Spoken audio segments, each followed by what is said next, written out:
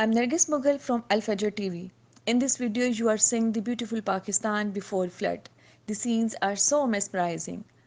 But right now, Pakistan has been hit with a deadly flood. Over 33 million people have been affected and hundreds of thousands have lost their homes. The death rate has hit over 1,000 victims so far. Victims include elderly and children. Pakistan is in a state of emergency.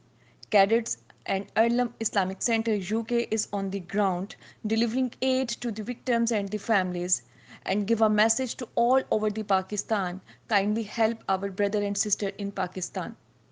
Report Al Fajr TV.